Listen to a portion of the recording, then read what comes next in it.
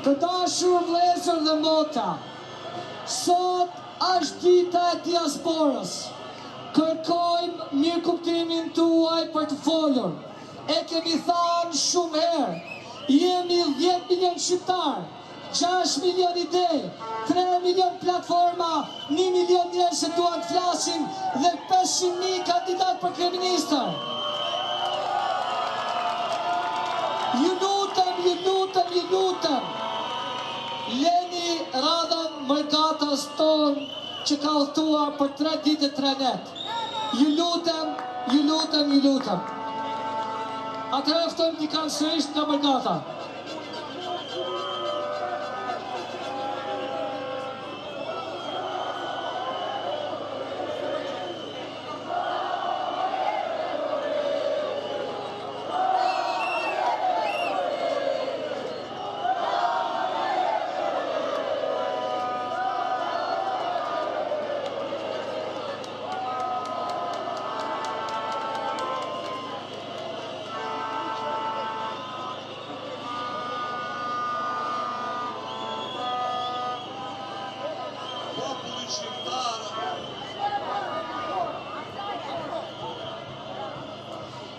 Të dashur bijë dhe bija të Shqipërisë, populli nderuar I Shqipërisë, nuk e mendonin kurrë se do të riktheheshim një krizë tjetër të tillë. Si shumica e popullit që njohim, nuk ka një vetëdijë shumë të madhe për sigurinë e mbrojtjes kombëtare. Kur në 97 shteti shqiptar më qemëruar atashën ushtarak të Shqipërisë në Turqi dhe me kryeministrin e Turqisë Tansu Çiller shpëtuam Shqipërinë nga krizat politike që sjellën ata që kanë pushtuar Shqipërinë.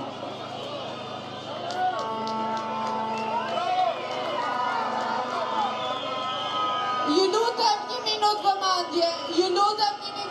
vëmendje, është një fëmijë që është afruar telefonia me emrin Sebastian. Prindrit e tij ta dinë që është tek fonia. Sebastiani është tek fonia. Kjo krizë kaq e madhe po kalon kohën mbi shqiptar. Brenda Shqipërisë dhe më shtetur në nuk e zakosh nga diaspora, kërkon një zgjidhje tepër të thjeshtë. Kryeministri I Shqipërisë nuk ka pse vonon dorëheqjen.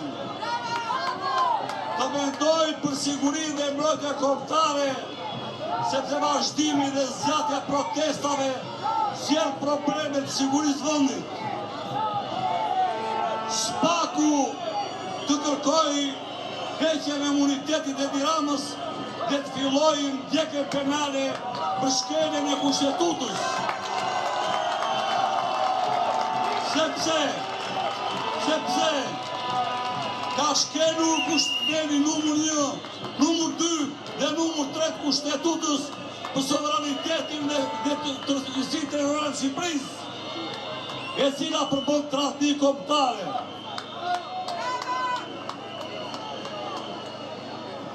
Të krijohet qeveri, ndërsa gjykata kushtetuese që jemi drejtuar neve me shkrim zyrtar, si Instituti Politikave Sigurisë Kombëtare, shuti trisht, fluj gjumë, kur ka për detyrë që urgjentisht të anullojë marrëveshjet e kundëralishtme që ka bërë Edi Rama për Sazanin dhe zëvendësit e tjera.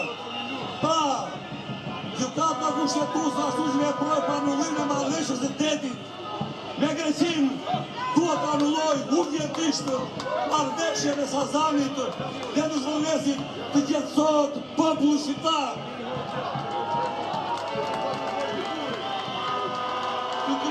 Të krijohet qeveri teknike dhe vjeçare me personalitetet e botës shqiptare të Shqipërisë, njerëz me vlera jo partijak, po shkencëtar.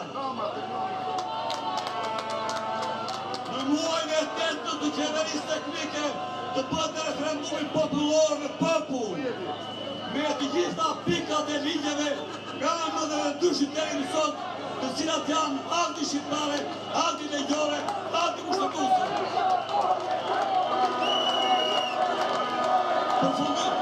Përfundimet të do dalim nga referendumi popular të pasqyrohen në kushtetut dhe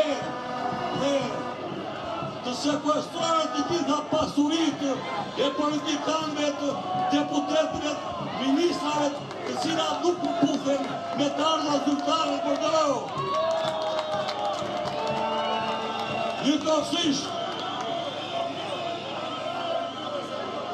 Njëkohësisht të kërkohet të ndjekje penale dhe prish kryeministrin Sali Berisha, i cili në ditën 92 të atë shkatëroi 520 fabrike dhe uzina, krijuan të rinë me firma piramidale dhe korrosionën luksët civile me 3.800 vdekur. Dhe populli shqiptar humbi 1,2 milion. Pra, me e drejtuar zyrtarisht edhe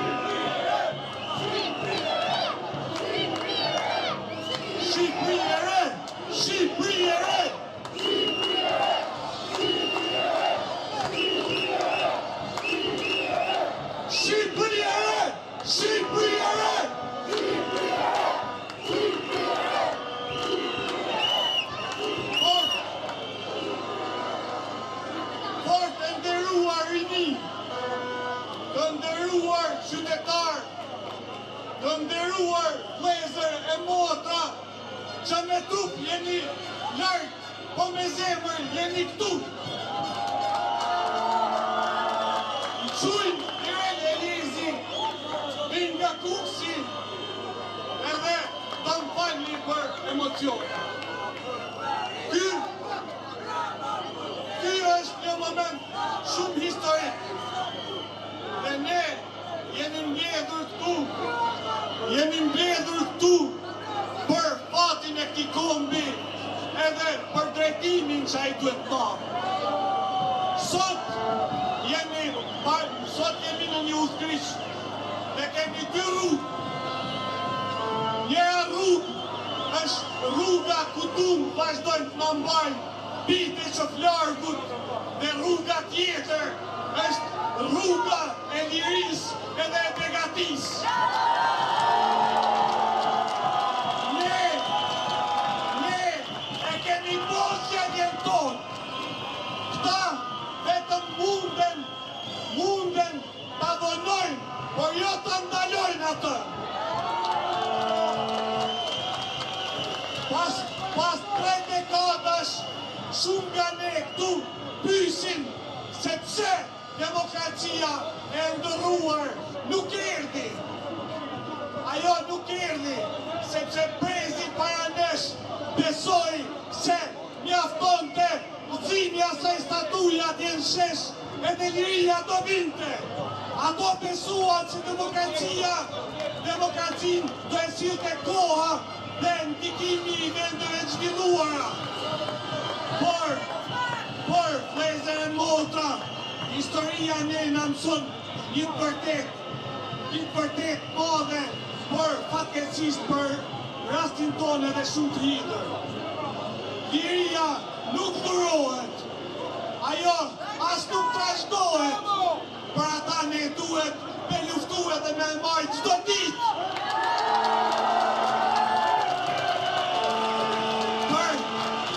Për më shumë se 35 vite, Roman Bull Berisha Bull, Roman Bull Berisha Bull, Roman Bull Berisha Bull. Ju lutem, për më shumë se 35 vite, Shqipëria ka pas vetëm premtime dhe jo përgjegjësi. Pasuritë tona është abuzuar dhe janë vjedhur. Institucionet institucionet tona janë dotësu dhe janë shkatru. Dhe plaga më e rëndë, largimi me dhunë i bijve dhe bijave tona nga ky vend.